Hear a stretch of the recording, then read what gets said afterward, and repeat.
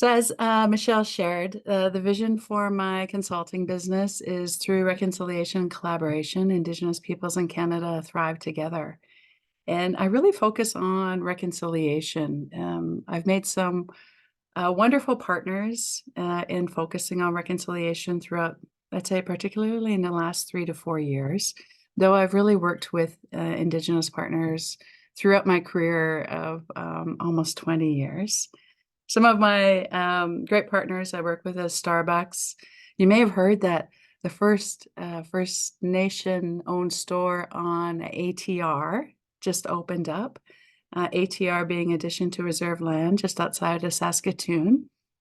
And it's owned by Muskeg Lake Cree Nation.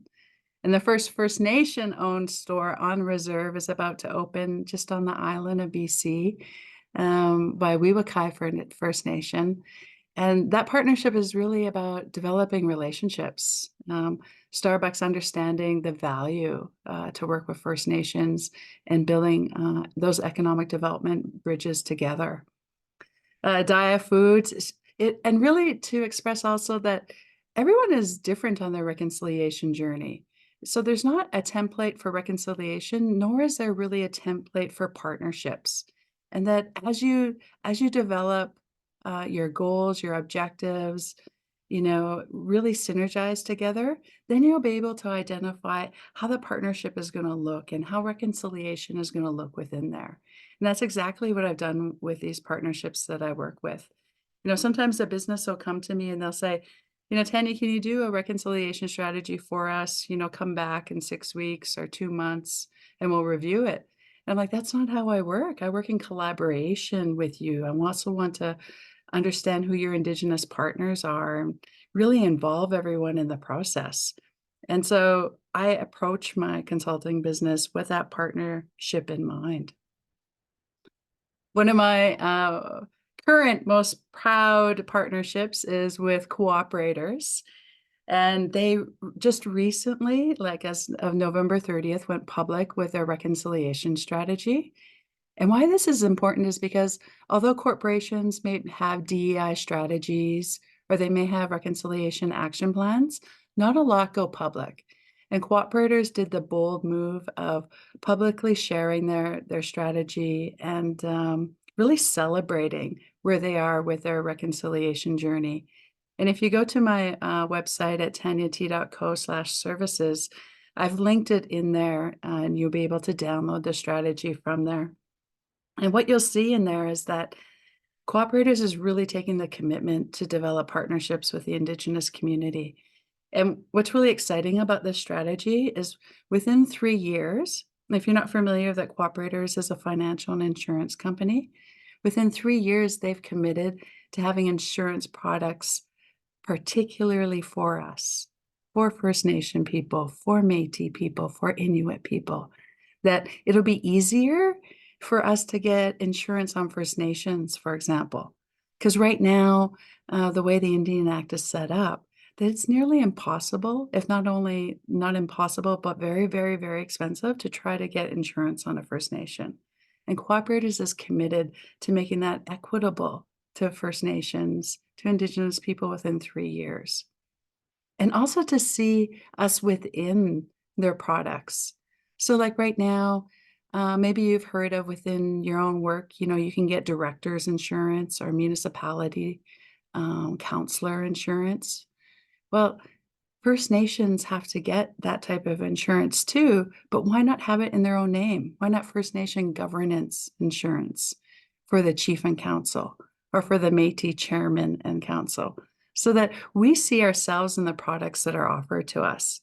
And the reason why this is win-win is because it opens up financial security for us, and it opens up an untapped market for cooperators. And that's what I'm always looking for with companies that I work with.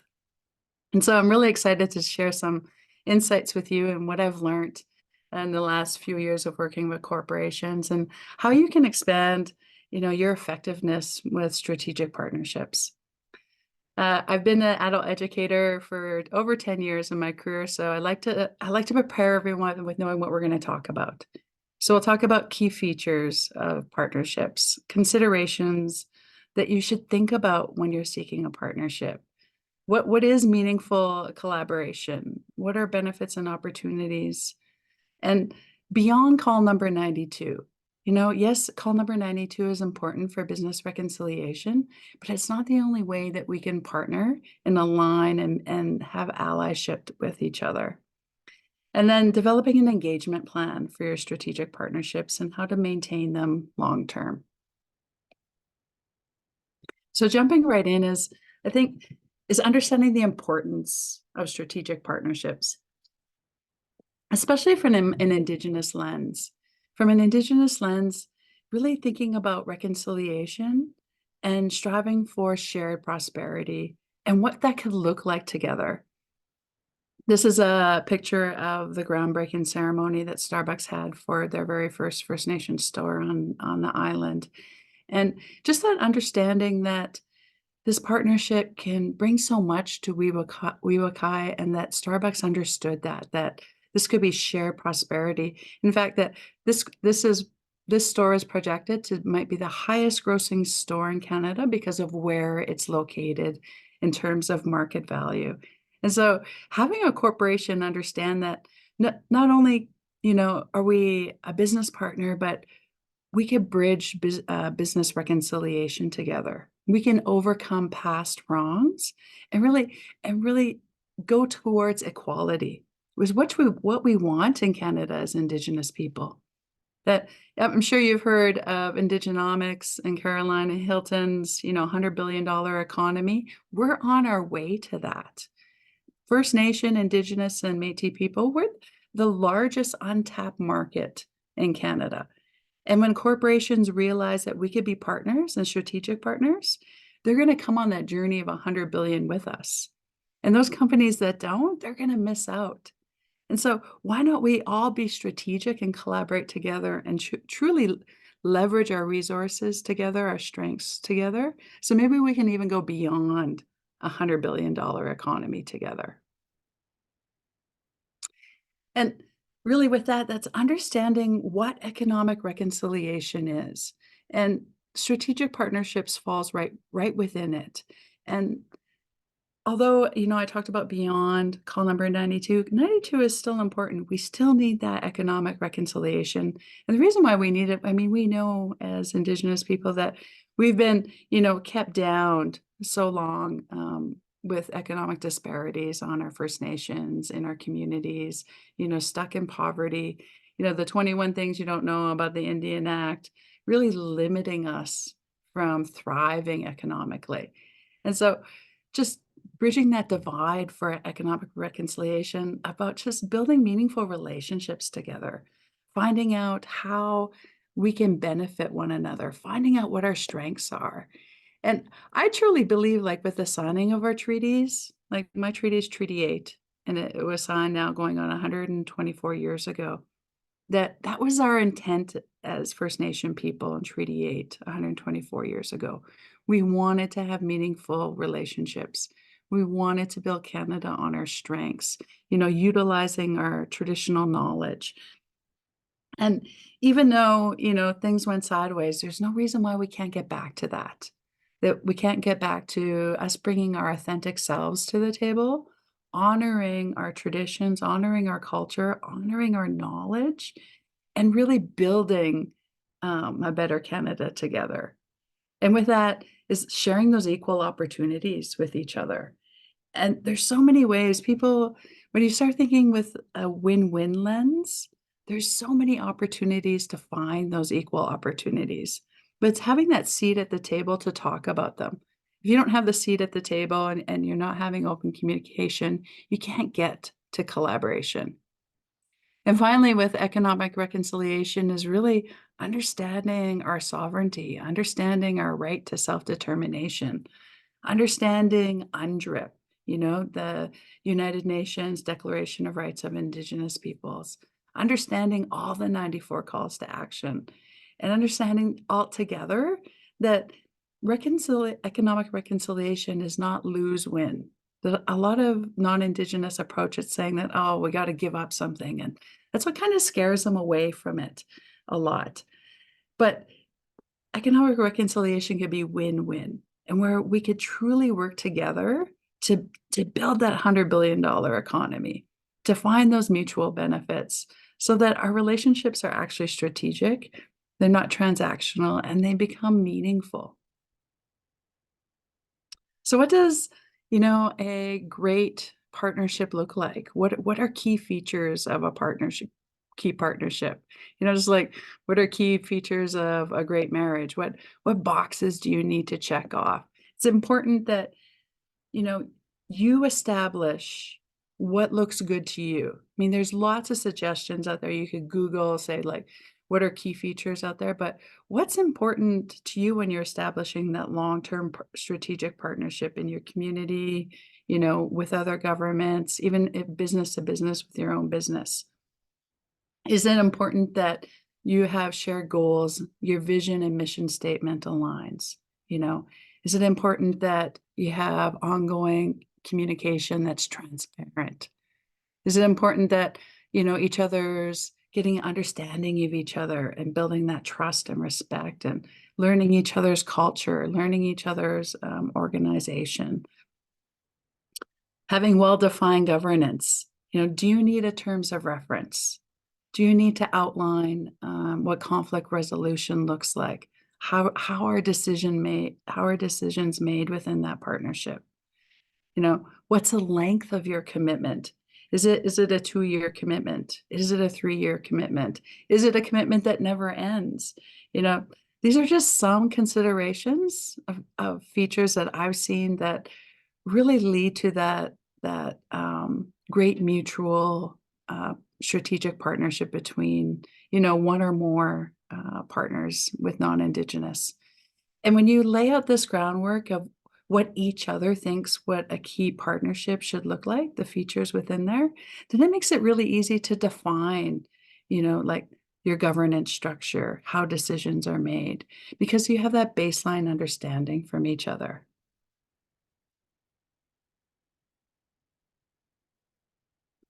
For myself, when you start with it, really look at each other's goals, values, and mission together. That's going to tell you right away whether or not there's that alignment there, whether you're able to work together long term. And sometimes, opposites do attract. And so it's also important to have that conversation of, why are those goals important to the other partner? How are their values aligned to their long-term vision of their organization or their mandate or their company? Where do they see themselves in 10 years or 15 years with their company or their organization or their government? What are their goals for their community? And then identifying each other's strengths and resources that can really maximize the value creation together. And that's going to take time of having, discussions, sharing potential opportunities with each other. And for me, it's really going through, the About Us page within the company. A lot of people don't find, the importance of doing that. It's critically important. Like, I stand by my vision statement.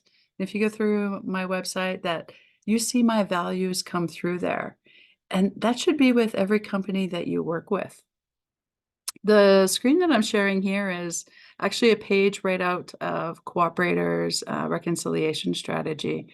And I put this together for them because I thought it was really important to have the cross-cultural education piece of why cooperators and Indigenous partners make sense. Because a lot of times people don't understand what a cooperative is. And from a non-Indigenous point of view, they don't understand, Indigenous ways of knowing, being, or doing. So this comparison of each other's values was really important and really critical from cooperators' leadership and understanding, and just elevating them then to take more actions within their action plan. So for those of you who are not that familiar with a cooperative is like a nonprofit organization on like a higher level. And the reason why I say that is because all cooperatives are guided by 7 cooperative principles. No matter what cooperative it is, whether it's a co-op you get gas at, whether it's a grocery co-op, whether it's a co-op you get your insurance at, or it's the credit union, they're all guided by these 7 cooperative principles. And they're all run by membership. And their goal is not necessarily revenue, although they do want to make money. It's for the benefit of all membership. And so what's so cool about Cooperators Financial Services, they're a cooperative, and all their members who own Cooperators are also cooperatives. And so understanding that there's just not only a potential to partner with Cooperators itself, but all their 50 plus cooperative members that provide so many cooperative businesses out there based on these principles that align to the way we are. Like their voluntary and open membership, just like how we think of our community.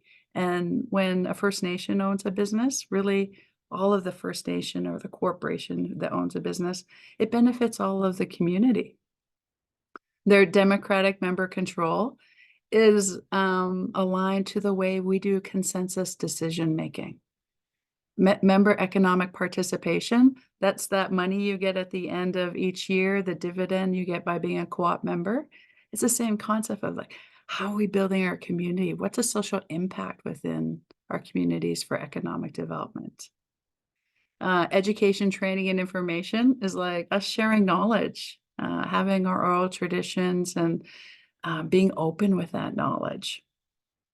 Cooperation among cooperatives is like that's supporting each other the same way that we support each other within an Indigenous community, like Can Do today offering this educational session. And concern for community is really, again, that social impact, that connection of 7-generation thinking and knowing that we're all connected through creation. And so this is a great example of how, an organization, whether it's a large organization like Cooperators, or a small organization like another nonprofit or a government or a community organization, could look at their values, look at their mission statements, their vision statements, and align it to what's important to Indigenous people. Because once we find that common ground, it makes it so much easier to develop those strategic partnerships together, because then we could really think about what our goals are going to be. What is going to be within our governance structure? Are we going to have ceremony in there and celebrations, and why that's important? And that way that we can make sure that we have that long-term commitment together. So that's just one example. And I encourage you, again, when whoever you're thinking about partnering with, really dig deep in their About Us page. And if you want to take it one step further, look at their annual reports. Look at what's important to them within their annual reports. What actions have they taken? What are their strategic plans? And highlight, print them off, highlight what stands out to you. What do you have questions about? Why does it make sense for them to be a strategic partner with you in the future? Because in the long run, you want to build those meaningful collaborations. And I use this picture from Chief Clarence Louis because he's like the ultimate chief granddaddy of collaborations with business.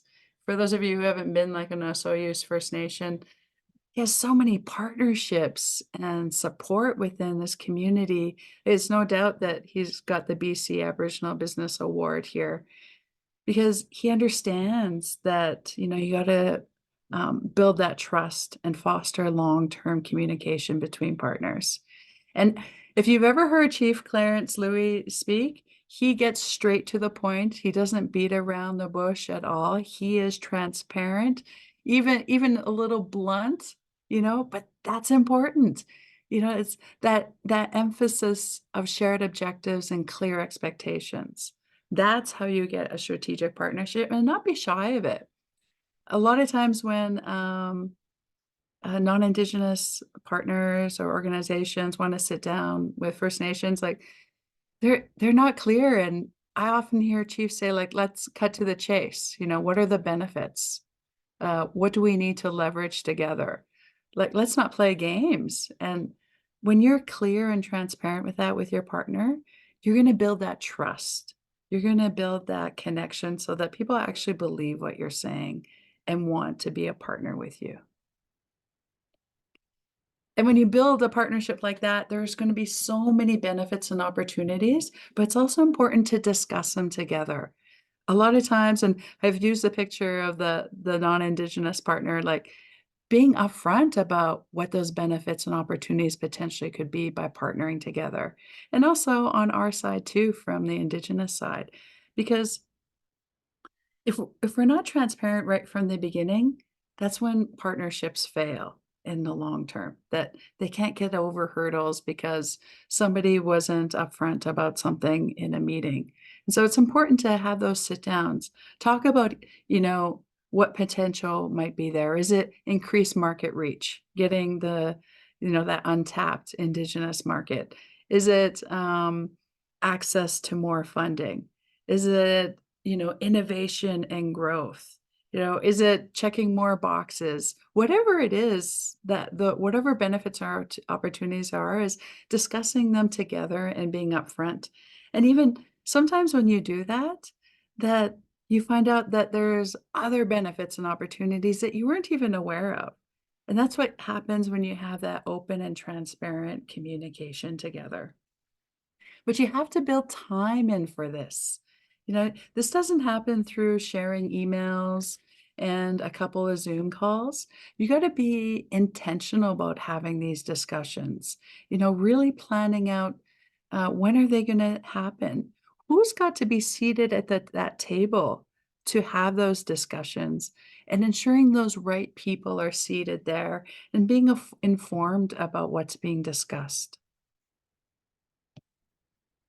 Because that's when you come to, why partnerships fail, that they miss all of these steps and want to jump right into, trying to share the candy together, thinking about it not as a marriage, but thinking about it like a fling or a short-term relationship, and that's when those benefits never come. That's when, unfortunately, you see, sometimes you see developments that were joint ventures that never get fully built because the partnership failed, because funding failed, that the goals were and expectations weren't aligned, or that people pulled out because the organizations were incompatible together, or even because of miscommunication, that the partner felt that, there was unequal benefit or contribution, that maybe one partner was pulling more weight than the other. And these are just like a few examples of why partnerships fail. That there's many reasons along the line where a partnership could come apart. But if you continue with the communication, that open and transparent intent to collaborate, and have like a great governance structure, hopefully you can get over some hurdles together, because you're going to have conflict. You're going to have disagreements. And there's going to be times within your partnership that maybe, it might look like that misalignment could lead to failure, but that's when your governance structure is going to help you. And what I mean by governance structure is like your terms of reference. What was a baseline agreement between each other? How often you're going to meet, who's going to make the decisions in there, what equals quorum and consensus, what to do when somebody disagrees, how are you going to get through getting back to consensus? Trying as much as you can to repair the partnership, or to get back to meeting of the minds together when there's a breakdown in communication. And trying to think of it even ahead of, how do you get over that? Being prepared, being proactive with that understanding. Because, um, we're human. There's going to be times when sometimes a tone is taken wrong, sometimes an email might be taken wrong, or something wasn't shared right. So it's really important, going back to those key features. What's important to you in your partnership so you don't get to this point where you one or both of you are jumping out of the partnership before those benefits are actually realized within the partnership. Now, there's many, many examples out there of successful strategic partnerships throughout, especially the last few decades, with different leaderships, getting people together. Like I like this older picture from Perry Bellegarde, and the new way forward. And that's what it's all about. It's about finding what's important to people at the time, aligning those values, and getting that movement together, exciting people about what the future can bring and how we can start really working together to achieve those shared goals, that shared prosperity, and working towards reconciliation. There's some examples that I like sharing about my past work with partnerships, dealing with my previous work with Can Do, that it's kind of like still extended on even past my work with Can Do. But some of you may be familiar with the Community Economic Development Initiative, otherwise known as SETI. And SETI is a program that is co-managed by FCM and Can Do. And this is a picture of the city of Yellowknife with Yellowknife's Dene First Nation, who, although Yellowknife's Dene First Nation is within the city, they didn't have a great relationship at all. And through working with them over the course of 2 years, we got past the point of having many discussions, and some of them weren't so pleasant discussions where people were honest about the history. And we had to have those so that we could move forward and get to the point where they could collaborate together. And what happened between the city and the First Nation is they got to the point of collaboration and developing a joint economic development strategy. And now, years later, they're still hosting reconciliation gatherings within the city.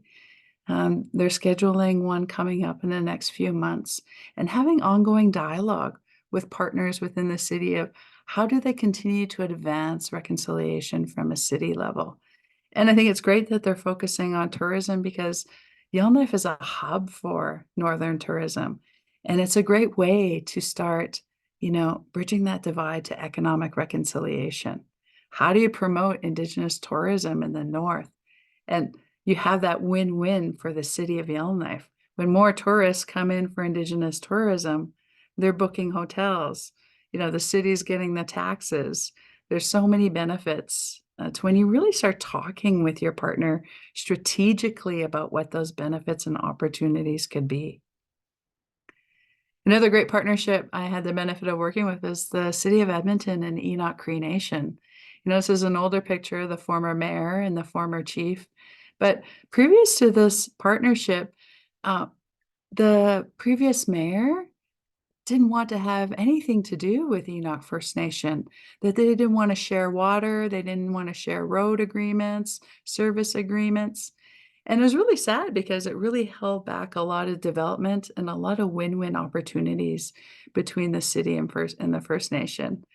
And now with new leadership, it led to a new partnership. And for those of you who are not aware, even now the city of Edmonton shares water with not only River Cree, but the residents of Enoch Cree Nation. And that's one, it's clean water always for Enoch. And two, it's a bigger market for the city of Edmonton, like a win-win. Why wouldn't you want to find more opportunities for that between governments who are side by side? And that's just the beginning. Their youth councils talk to each other. They're even talking about having regional transit systems. So once you start collaborating with a strategic partner, you're never going to stop. And that's where that long-term commitment comes in. One of my favorite partnerships is a partnership of 6. is in the Peterborough area in Ontario. And the partnership consisted of two First Nations, a township, a county, two townships and a county, and an economic development corporation. And what was important to them, the leadership is sitting here at the table. The lady in red is the Lieutenant Governor of Ontario. They're all signing their friendship accord together, how the six of them want to be friends in Treaty 20 area. And they invited those two youth standing at the back, to sign and witness their friendship accord. And why this was so important is because when they started talking about their strategic partnership, at that time, and this happens within a lot of municipalities, that a First Nation doesn't get notified unless they're within a kilometer of development. So imagine that something was being developed 1 foot, 1 kilometer away from a First Nation.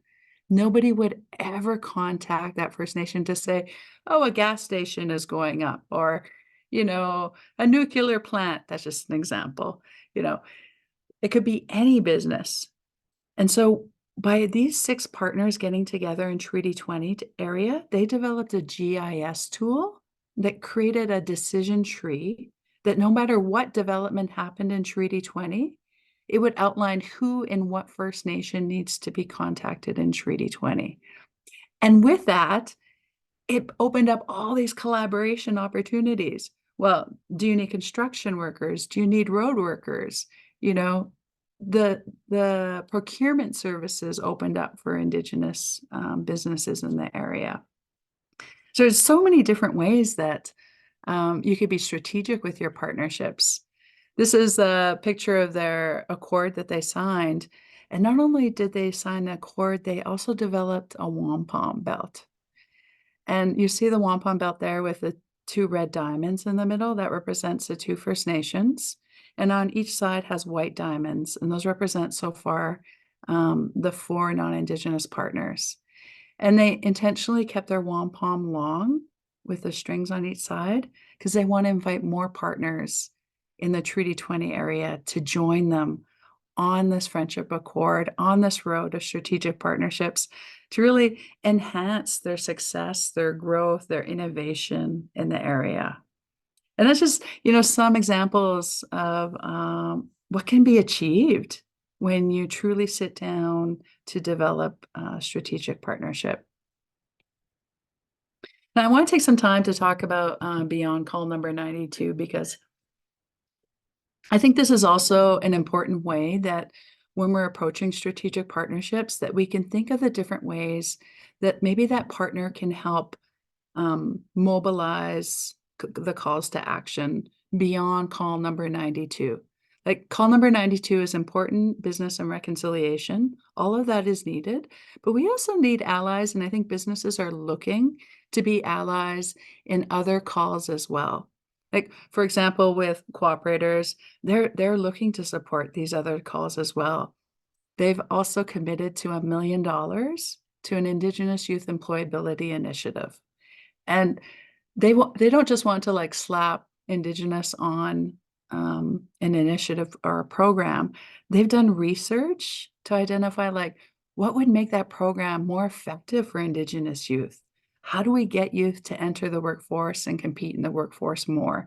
And that aligns to so many of these calls in different ways. So it's really thinking outside the box and talking with your non-Indigenous partner of, what's important to them. Is it working with children in child welfare? The calls 1 to 5.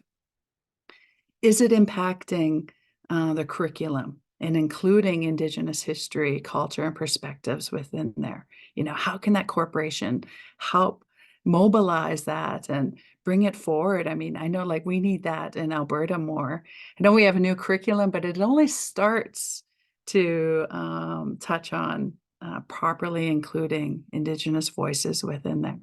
We need more advocates to assist us with that and developing great resources. Calls 13 to 7 that emphasize the revitalization and preservation of Indigenous languages, cultures, and traditions. I like to tie this to having an Indigenous lens on a non-Indigenous corporations' business practices, looking at their policies. How can they honor our ways of knowing, being, and doing, and incorporating them within their business practices?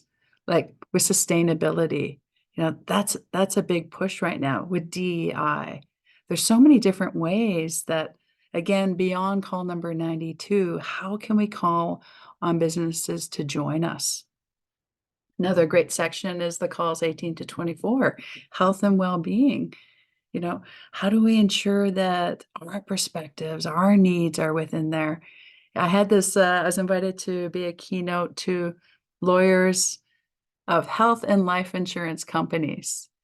And I was so excited that when they even thought to invite me, but to start talking on this level with them, like how can they be involved from a health and life insurance perspective in addressing calls to 18 to 24 and actually compelling them to do that. And they wouldn't know that unless, we bridge this gap of communication and started educating each other, start sitting down at the table and sharing our needs, our wants, with their strengths and with their resources. Justice calls 25 to 42.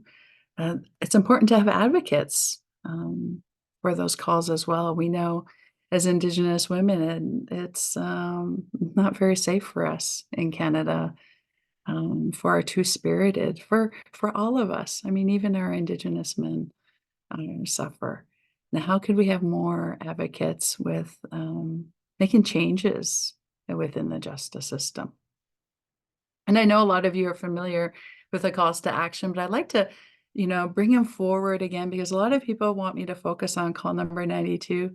And but there's 93 other calls out there. And sure, some of them have been answered. Yeah, we had the Pope here. Yeah, we've got some calls answered, but there's still some that need assistance, and the more that we share these with our strategic partners, the more we're able to collaborate together, really align our values, our goals, and get to that point of shared prosperity and success.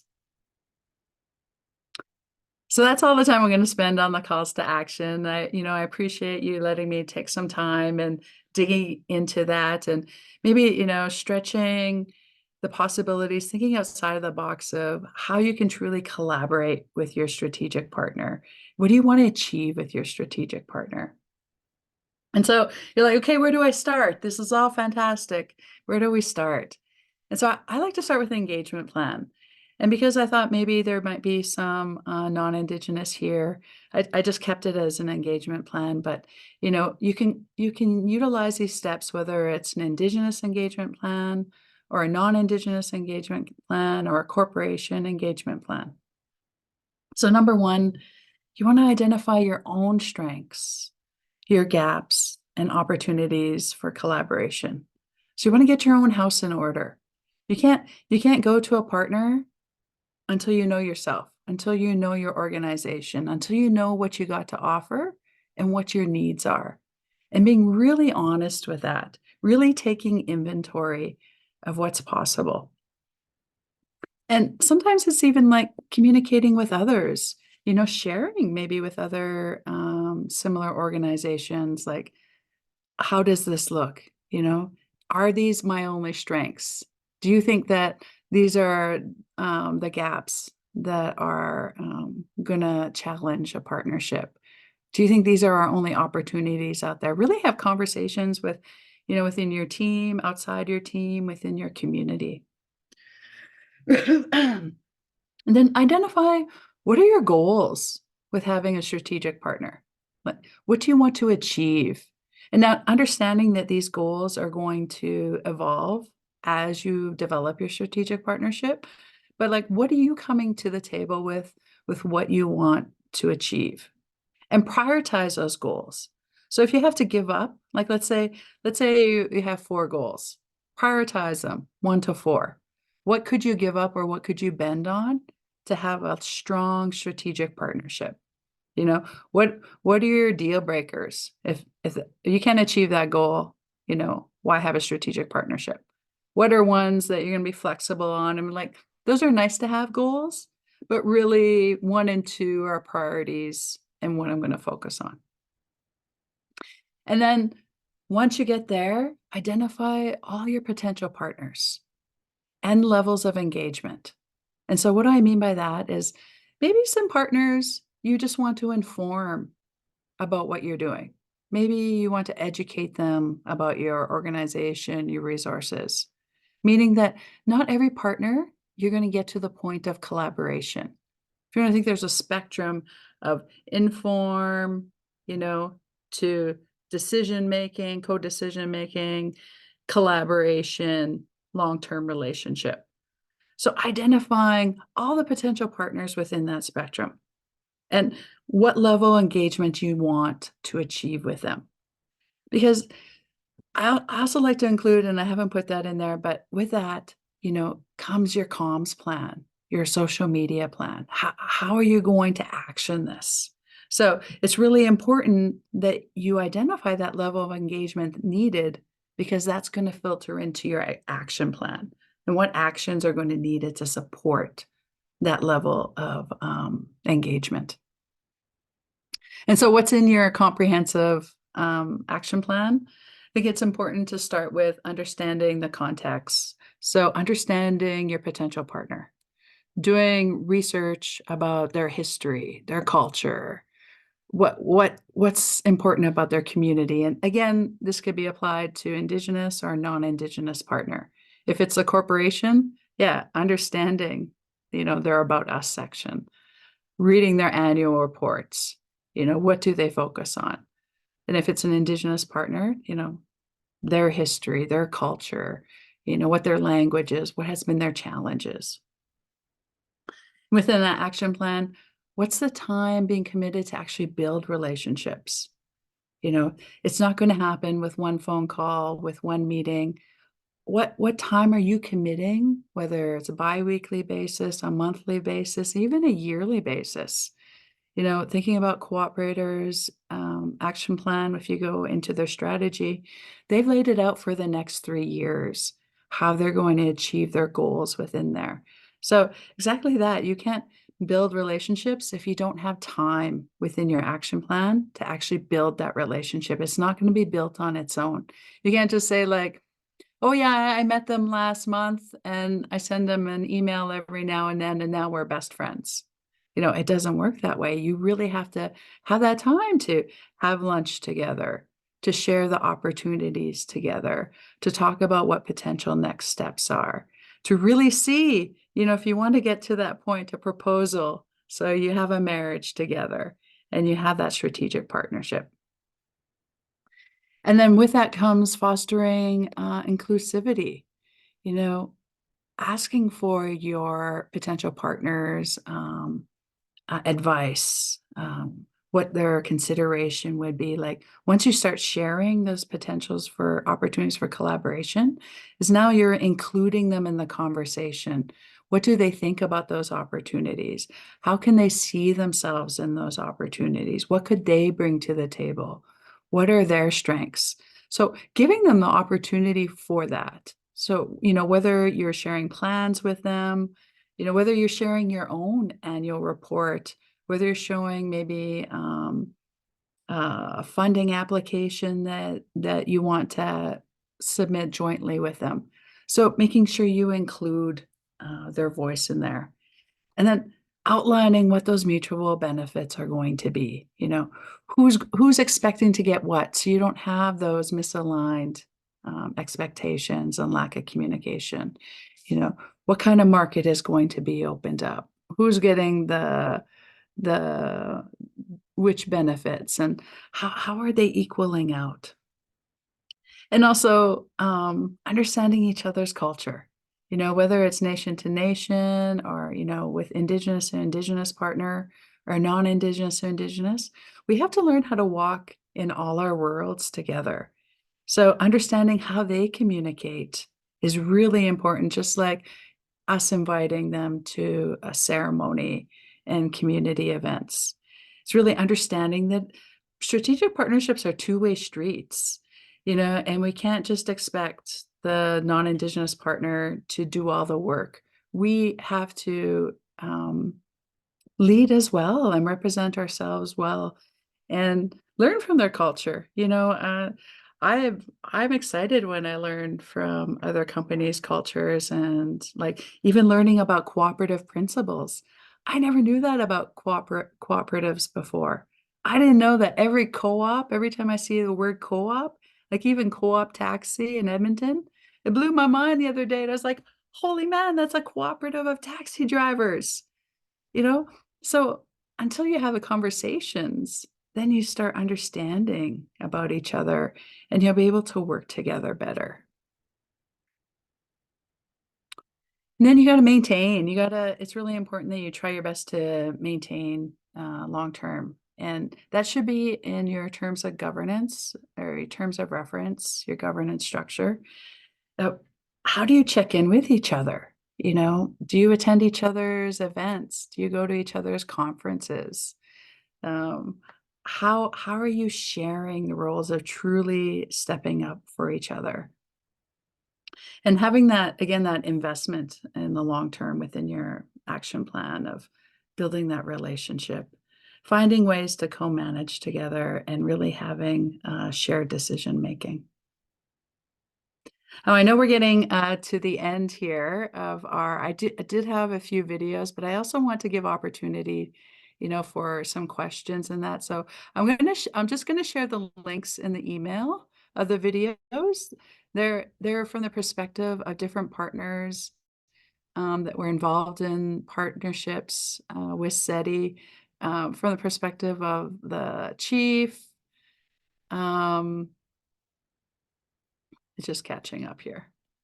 I don't want it to play. Oh, one too fast. I also have some great resources I want you to check out. It'll be within the shared PowerPoints, toolkits, examples of friendship accords. The Stronger Together toolkit will actually give you a 3-year plan of how to create strategic partnerships together. And it's really fabulous. You can get it through Candu's website if you go to SETI there. And I encourage you, you're welcome to add me on LinkedIn or Facebook. I find that Native people like to add me on Facebook and white people on LinkedIn, but I'm like, either way is fine. I like to share information through both. And yeah, I think we should stay connected and support each other in all our partnerships that we try to develop and celebrate each other's success. There's so many opportunities for business growth out there and to get towards that $100 billion economy. So I'll hand it back to you, Michelle.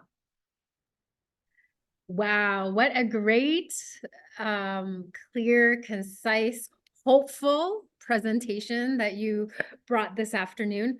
I always use the word what could be, what is possible. And I think listening to you, I just kept going like, what is possible? Well, listen to this strong woman. She's like laying it all out. One other piece, and then we have time for one question, quick question. And if anyone has one, put in the chat box. But I really liked what you had to say when you were talking about that one partnership of 6 people. And you said, we're in this strategic partnership together. We have goals, of moving forward. But I liked what you had to say is they're just 6 people who want to be friends. And I think that's what this is all about, the good relationship and walking in good ways as friends, not just with this, I have this in the back of my mind, this agenda. At the end of the day, walking in good ways with our relatives. I loved it. Loved it. Good. Beautiful. Anyone have a question? Yes, quickly, Patricia. We're on the hour. Oh, you got it. There we go. Yeah.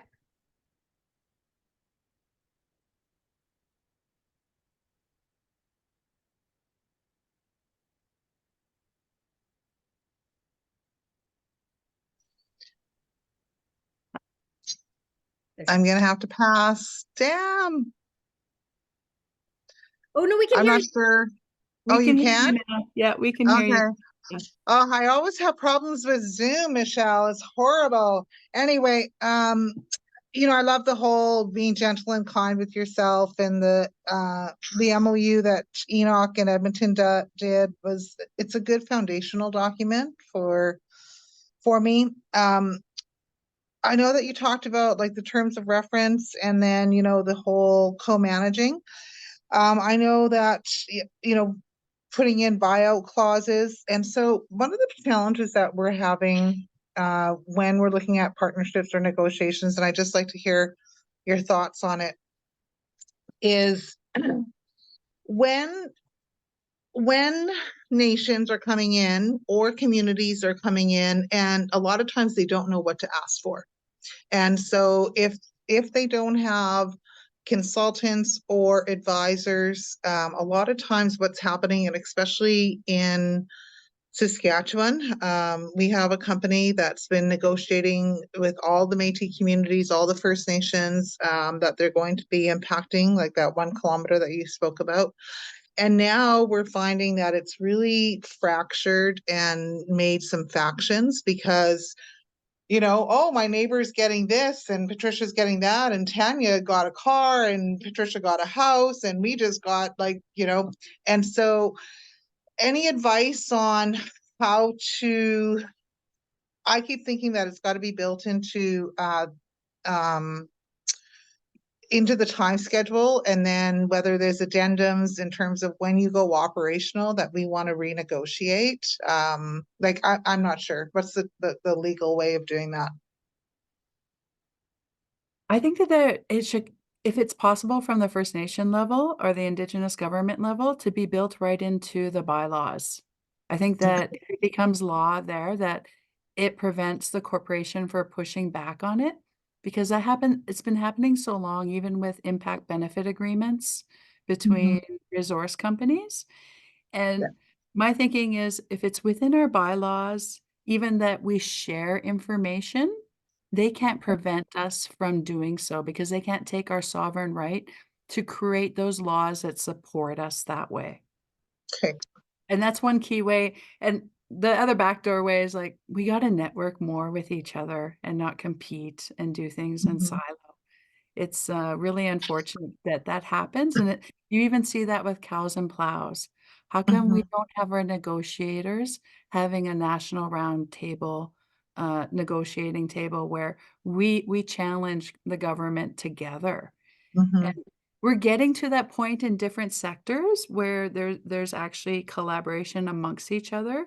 But I think the more we promote that, the better we'll be. And I think Saskatchewan is one of the more forward ones, but there's still always going to be companies who are going to take advantage of us and take advantage of us not knowing what to ask for.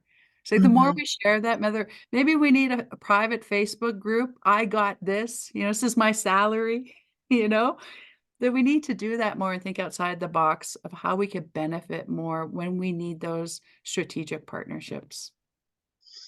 I have a lot more questions, but I'll reach out on LinkedIn. Thank you. That sounds great. Thank you, Patricia. Thank you, everyone. Awesome. Well, thank you so much, Tanya. Great presentation, great knowledge that you brought this afternoon, and everyone else for joining. Thank you. And again, these webinars really are meant to ignite, hopefully, future dialogue. It's not meant to just end here. So yes, keep this conversation, keep the thoughts going. Thank you for joining us. This is our last webinar of 2023. We'll see you next year. Thanks for joining, and be well. Take care, everyone.